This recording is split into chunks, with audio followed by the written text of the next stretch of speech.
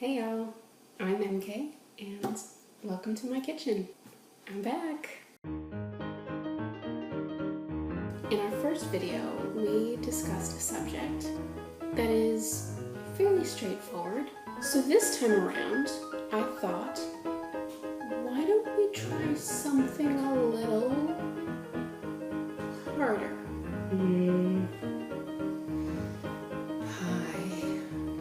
Now I cannot tell you how many people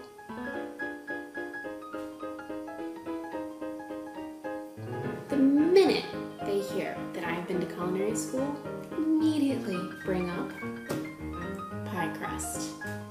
I'm not that good at math, but seriously, it's like some sort of Mount Everest. Story time. When I went to culinary school, the very first day, no, I'm not kidding. The very first day after they had rushed us through an orientation and explained how not to cut off our fingers or burn off our faces,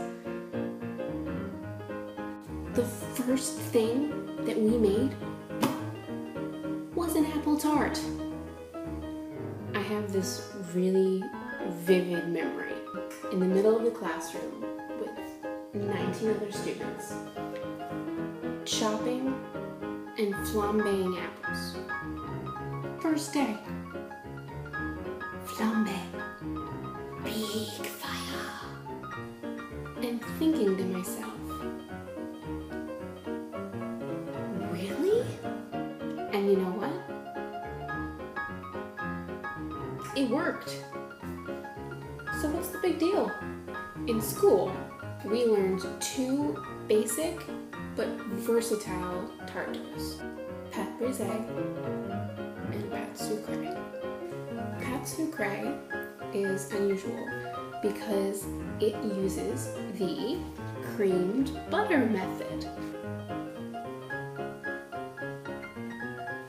This, in addition to the fact that the recipe calls for powdered sugar, means that the end result is a dough that is sweet and crumbly.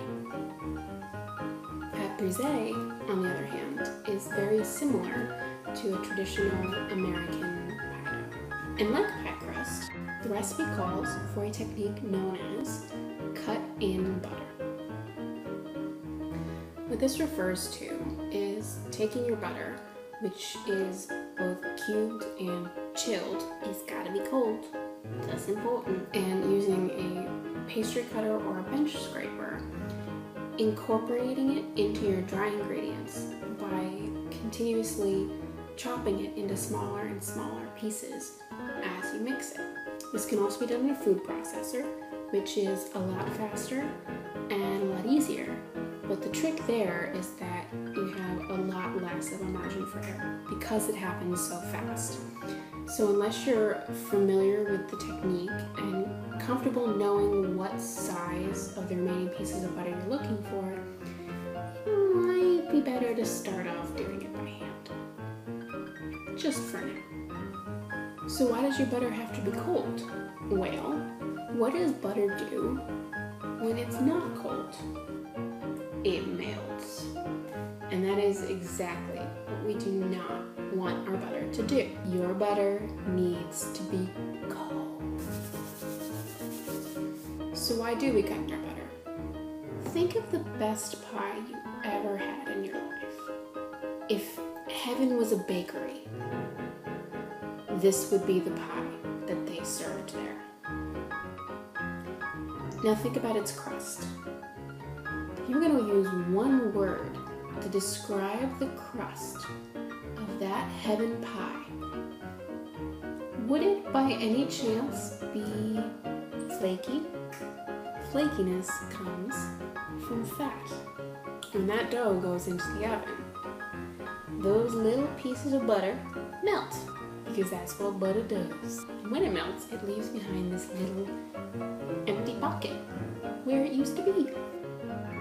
And in the process of melting, it creates steam. So you're getting layers created in your dough. There's air, there's dough, there's air.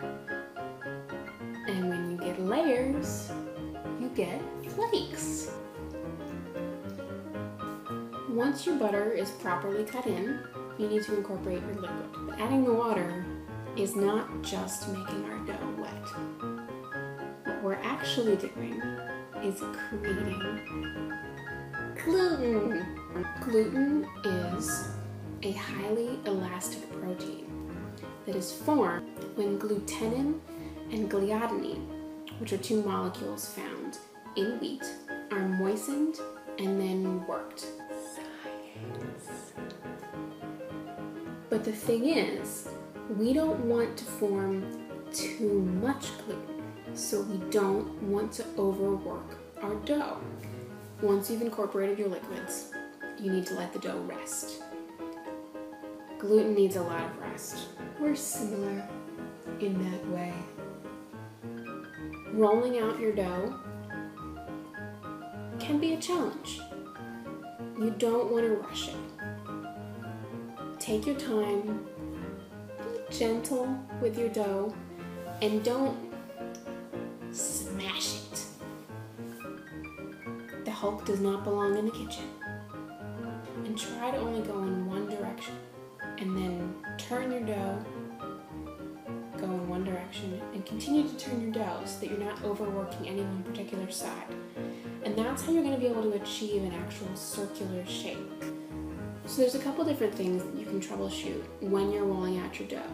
If your dough is cracking or crumbling as you're rolling it out, that means that it was too dry. If when you're rolling out your dough, it keeps shrinking back on you, that means your dough wasn't rested enough. The thing is, there are a lot of different recipes out there, and a lot of different tips and tricks and techniques that you can use. Some recipes even include things like vodka. The important thing to remember is that it's not as hard as you think. Follow the recipe, follow the instructions,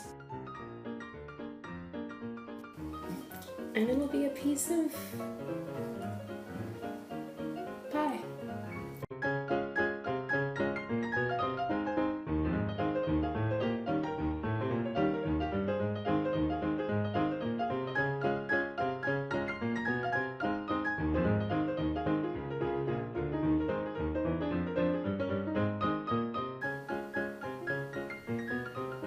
I'm still recording, aren't I?